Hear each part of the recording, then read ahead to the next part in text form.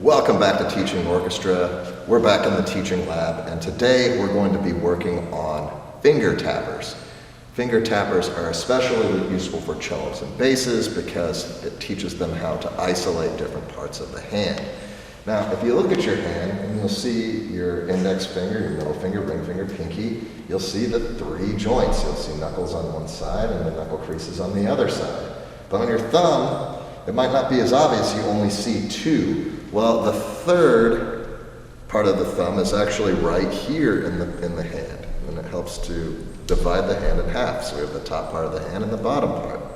And the idea is that we need to have better control over the top part and the bottom parts of our hands so that we can move the top part in isolation from the bottom part of our hands. This is especially useful for cellos and basses because when they vibrate, they're not going to want to move their thumbs all over the place. Okay? So the finger tappers are a way to start to stage that technique and that habit to where they have to completely isolate this part of the hand and then tap with the other fingers, okay?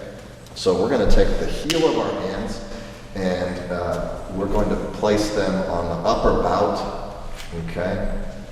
Yep, so heel of the hands to the upper bout, and we're just going to practice tapping on to the face of the instrument, right? Okay, so what we're going to do is make sure that their hand's in a straight path. A lot of them will be tapping the strings because that's where their hands are used to going. But for this, we want them actually to tap on the wood, on the face of the instrument and not on the strings. And we're going to stage this all four fingers when we're doing this, and we're going to do some peer coaching. So we're going to split up our students into groups. So we're going to have odd, even, odd, even, odd. We're going to have our odd players go first. And when they're coaching each other, you need to tell them what to look for when they're coaching, because sometimes they don't know. So you need to tell them, you say, okay, this is what we're going to be looking for. We're going to be looking for full range of motion. I want to see that fingers straighten all the way out and then coming all the way back down. Okay? I want to see the heel of the hand staying put. I don't want to see the heel of the hand sliding and moving in any way. I want to see it staying put, and I want to see us staying with the beat. So there's only three things that we're going to have to look for this time. Okay? Let's get set. Odd players first. Even players are going to coach. 1 and 2 and ready and go. And tap, tap, tap, tap, tap, tap, tap, tap. Good. Talk about it. So you just like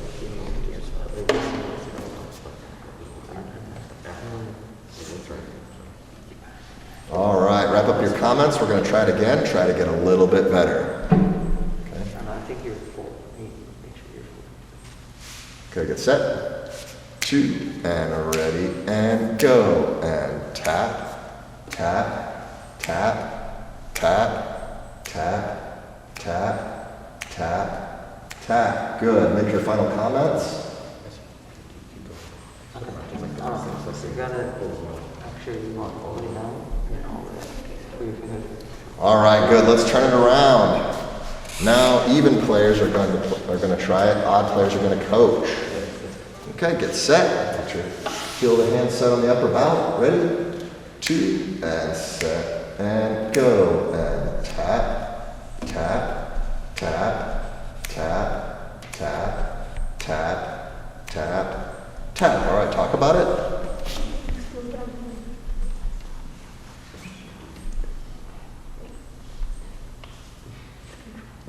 Okay, let's wrap up your comments and we're going to try again. Ready, 2, set, and go.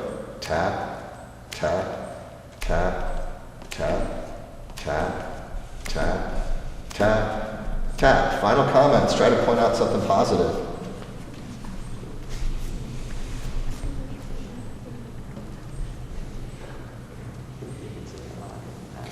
It's important to look for those moments of success. It's important that they find at least something that they're doing better because that success helps to breed confidence, and it also helps with retention. If they're feeling like they're being successful, they're going to enjoy the class more and they're likely to continue on. If they're feeling like everything they do is wrong, then they're not likely to continue because then they say, well, this just isn't for me. I guess I'm just not good at this, and then they're out. So try to point out the positive things that they're doing.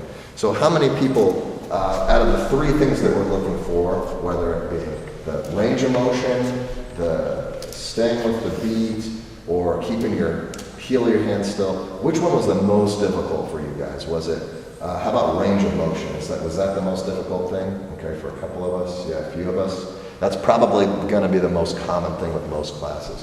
What about staying with the beat? Did anybody have trouble doing that? A little bit? Yeah. It's interesting because you have to travel all the way down and land on the beat, so it's not necessarily the same as it would be, playing with the bow, so it's not a typical movement.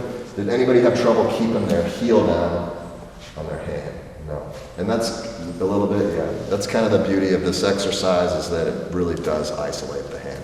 So those are finger tappers. The next thing we're going to be doing is putting this all together, and we're going to be using the whole hand to create vibrato.